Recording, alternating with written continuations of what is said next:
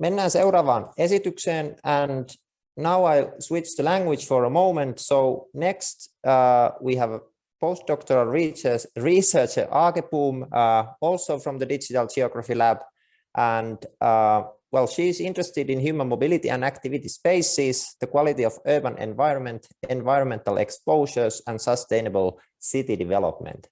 And now we hear more about the HOPE project, Healthy Outdoor Premises for Everyone, from individual route choice to just and sustainable societies. So please, Aake, the screen sharing is yours.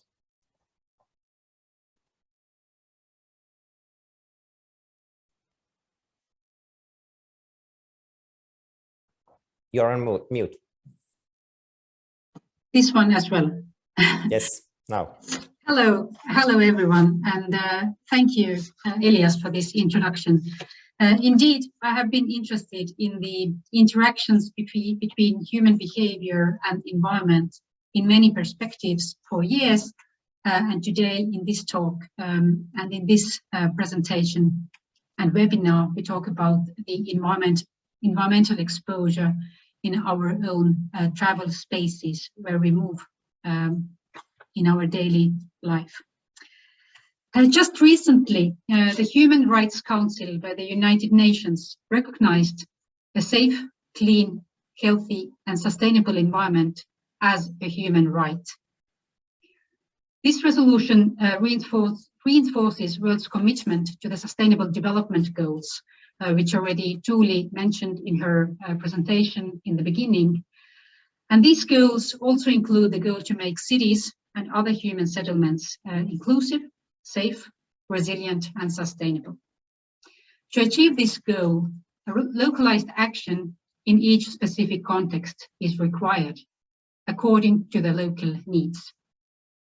Today, we focus our attention on the quality of travel environments in urban areas, especially in the Helsinki region, and we look at the current environmental state of the street space in Helsinki, and how people are exposed to it while they move throughout the urban fabric.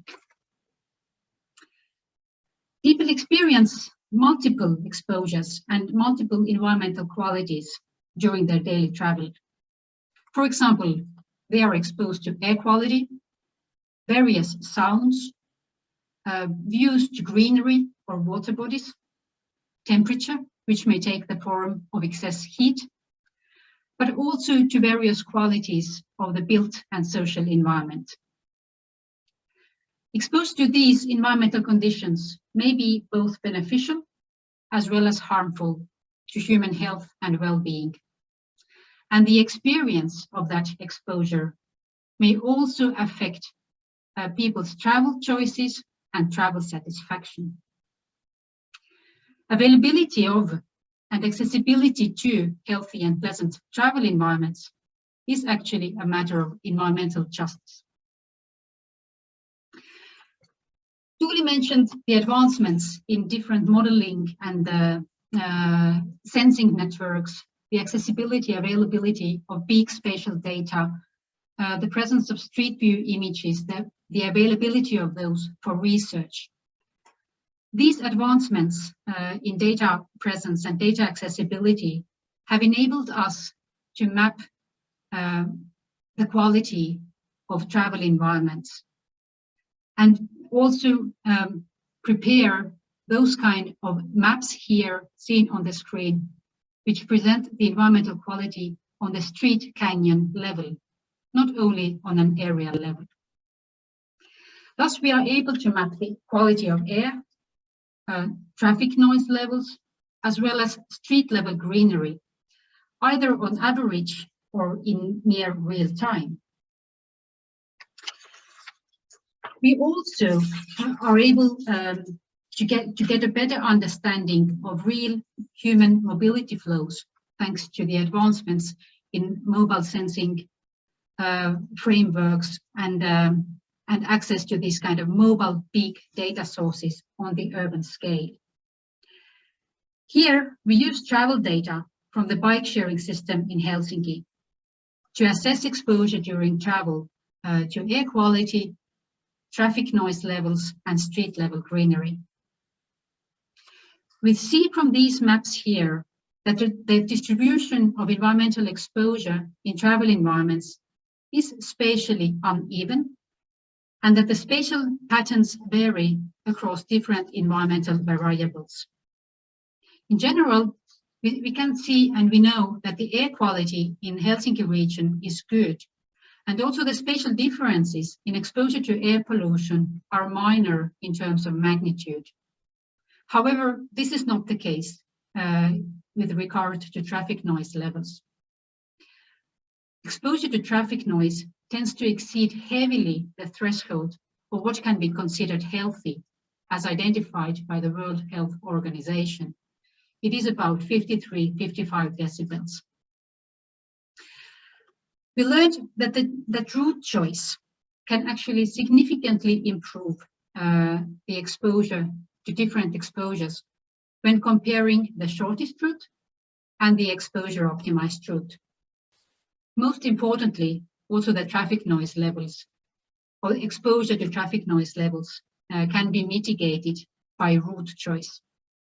Up to 15% detour in trip length on cycling routes can reduce the noise exposure by about 5 decibels. At the same time, improving greenery exposure would already require street level interventions, as the route choice does not have such an effect there because of the general land use patterns. This means that individual exposures can be improved by using different strategies and different policies.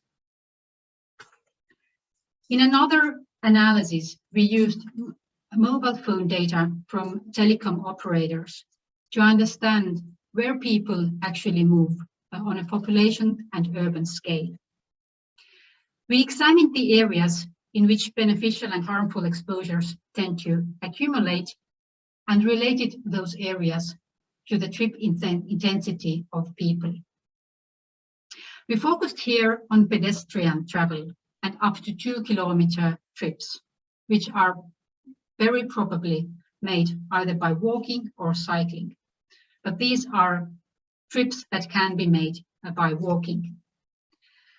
And we learned that these short trips, these realized trips, have different spatial distribution than the residential location of people based on population registered data. So people move more intensively in areas which are not always in their home vicinity. These maps highlight that most intensive travel tends to occur in areas which accumulate harmful, not beneficial exposures. And this is an important take-home message for planning further action. Based on population registered data, we also tested whether people with different socioeconomic background have different opportunities to experience beneficial or harmful travel environments in their residential neighborhoods. And this analysis suggested that there are no major differences between socioeconomic population groups in Helsinki, which is a sign of an environmentally just urban space. 1 minute. In addition to interventions which are planned and led by public sector to provide safe, clean, healthy and sustainable travel environments for everyone, all individuals can improve their exposure during travel by an informed route choice. So we have developed a Green Paths routing tool, which guides people to more pleasant and healthier routes in Helsinki region. This is meant for pedestrians and cyclists, who are in general most exposed to the outdoor environmental conditions. This is a prototype tool, an open source tool, ready to use in mobile-friendly browser context. This tool demonstrates the possibility to consider environmental quality of travel environments while also making individual travel choices. It can be considered as a public service, which could be replicated also to other urban areas which have sufficient environmental data to provide a service for public good.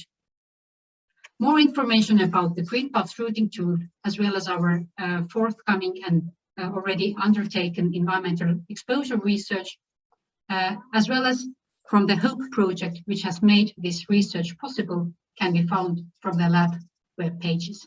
Thank you for being with us today. Thank you, Aake, for the excellent overview on HOPE project. And I also warmly suggest you to check the Green Path routing tool, which I think is a really novel and innovative approach to routing.